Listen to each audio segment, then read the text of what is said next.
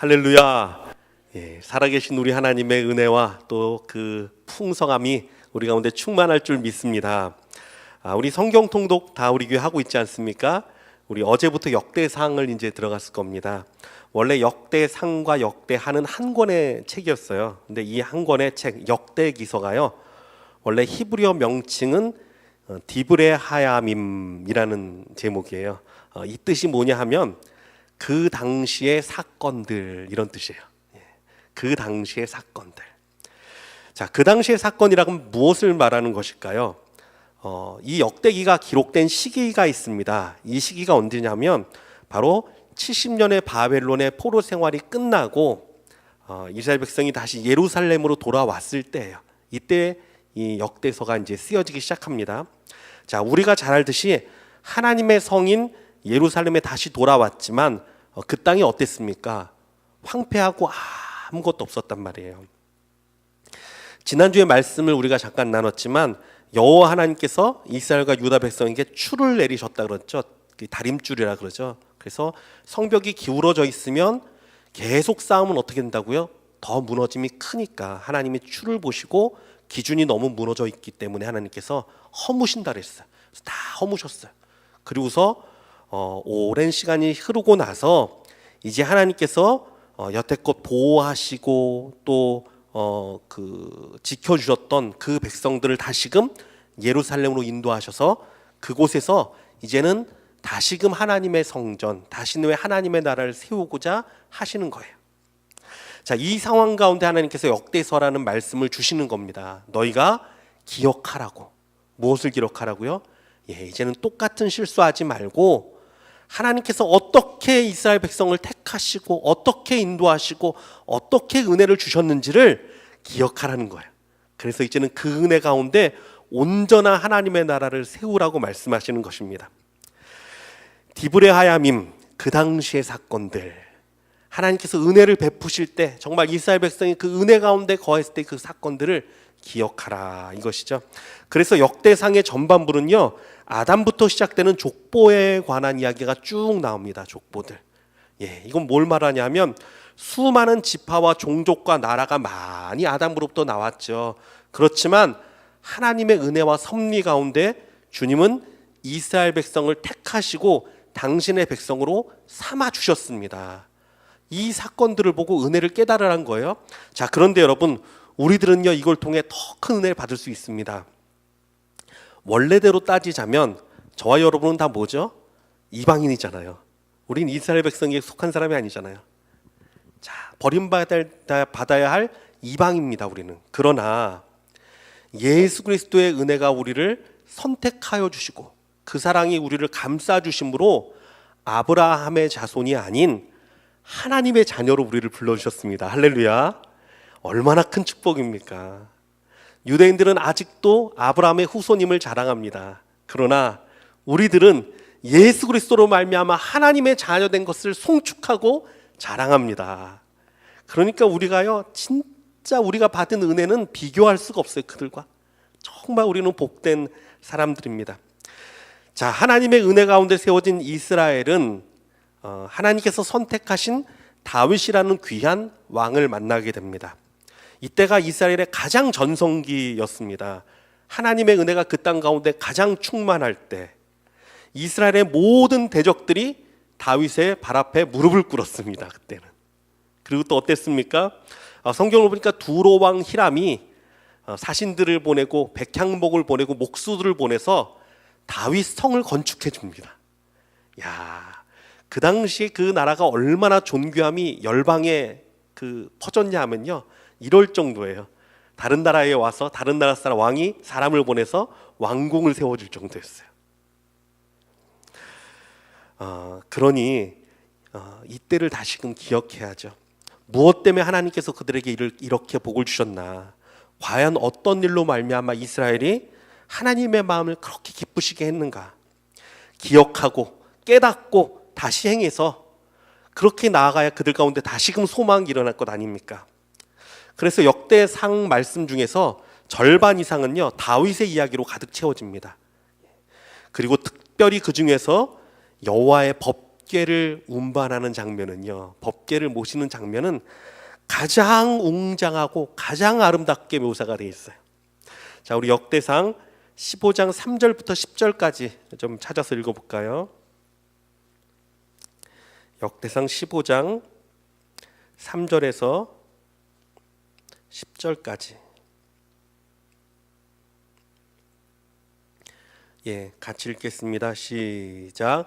다윗이 이스라엘 온 무리를 예루살렘으로 모으고 여호와의 궤를 그 마련한 곳으로 메어 올리고자 하여 다윗이 아론 자손과 레위 사람을 모으니 그핫 자손 중에 지도자 우리엘과 그의 형제가 120명이요 므라리 자손 중에 지도자 아사야와 그의 형제가 220명이요 게르솜 자손 중에 지도자 요엘과 그의 형제가 130명이요 엘리사반 자손 중에 지도자 스마야와 그의 형제가 200명이요 헤브론 자손 중에 지도자 엘리엘과 그의 형제가 80명이요 우시엘 자손 중에 지도자 암미나답과 그의 형제가 112명이라. 지금 다윗이요 여호와의 법궤를 옮기기 전에 레위 사람들을 불러 모으는 겁니다. 지금 이게 다른 사람들이란 레위 사람들이에요. 레위 사람들을 모으는데 이걸 다 계산해 보면요 거의 900명에 육박하는 숫자입니다. 그냥 다윗이 여호와의 법궤를요 레위 사람 몇 명이 그냥 어깨에 들쳐메고 간 게 아니라 모든 레위 사람을 다 불러 모아요. 그리고 이 900여 명이 되는 사람들이 그냥 서 있지 않습니다. 우리 한번 또 볼게요. 15장 16절에서 24절까지 16절에서 24절까지. 자, 이들이 뭘 하고 있었나 한번 같이 읽겠습니다. 시작.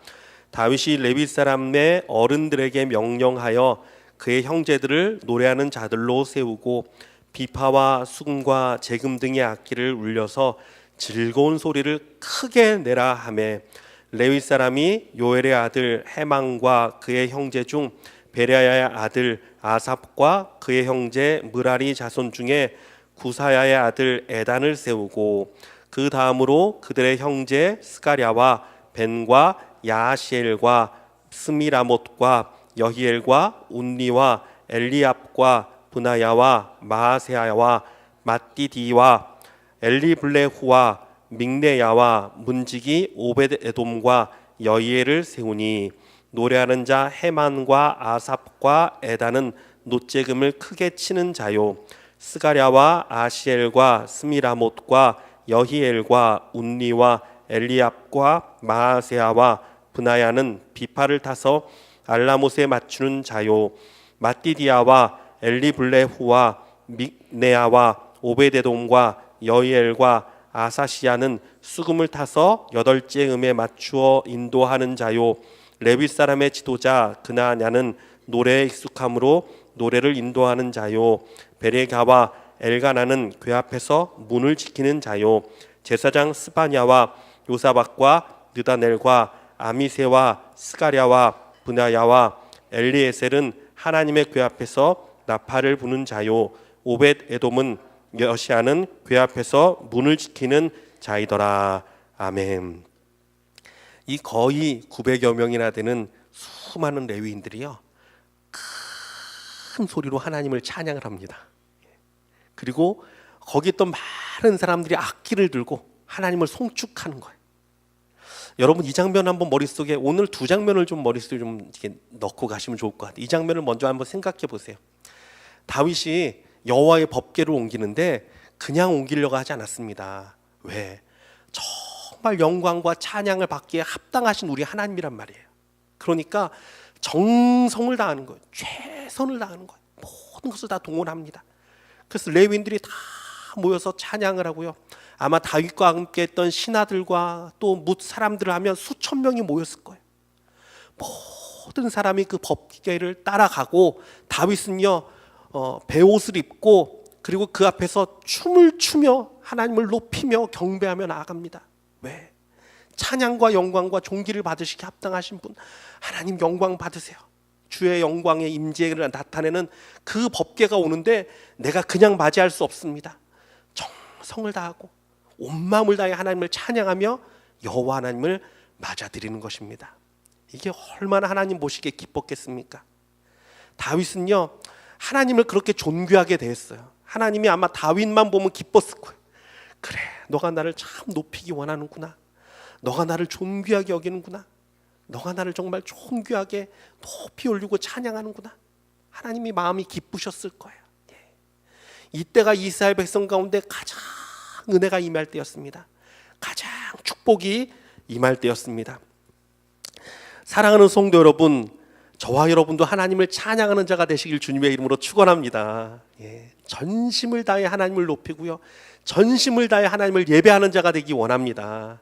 예배 가운데 하나님이 임재하시지 않습니까? 우리도요, 다윗처럼 하나님의 임재에 앞서서 전심을 다해야 돼요. 온전함으로 하나님을 찬양해야 돼요. 하나님은 찬양과 영광과 존귀를 받으시기에 합당한 분이시기 때문에 그렇습니다. 숫자는요, 중요하지 않습니다. 사실 숫자는 중요하잖아요. 주의 이름으로 모인 두세 사람 가운데 나도 너희 가운데 있겠다고 우리 예수님 말씀하셨잖아요. 우리가 온 정성을 다해서 주님을 높이고 찬양하고 맞이하면 그분은요, 아마 수천 수만의 천사들을 동원해서 그 찬양과 함께 우리에게 찾아오실 것입니다. 그가 친히 어린 양 되신 예수의 번제물도 친히 준비하셨잖아요. 우리 하나님께서. 근데 그에 합당한 영광을 돌릴 천사들은 준비하지 않으시겠습니까? 이것이 또 어디를 보면 알 수 있냐면요, 누가복음 15장에 보면은 탕자의 비유가 나옵니다.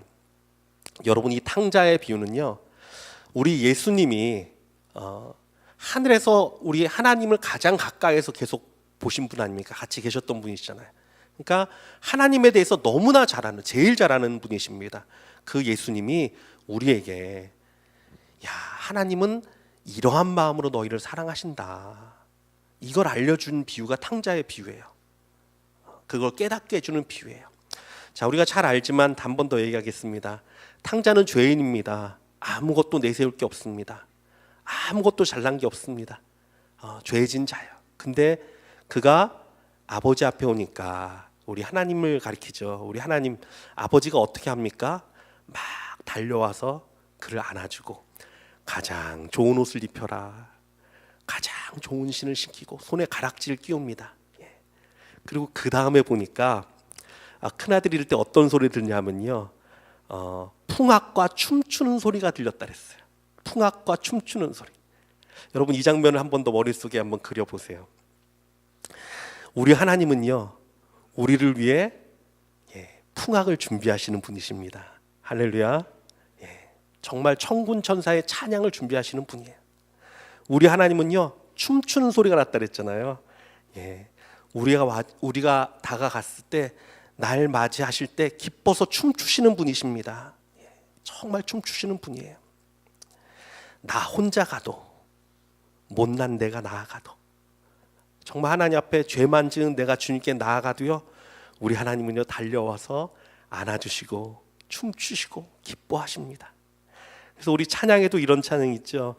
예수님 기뻐 노래하시리 열방이 주께 돌아올 때, 예수님 기뻐 춤추시리 열방이 주께 돌아올 때.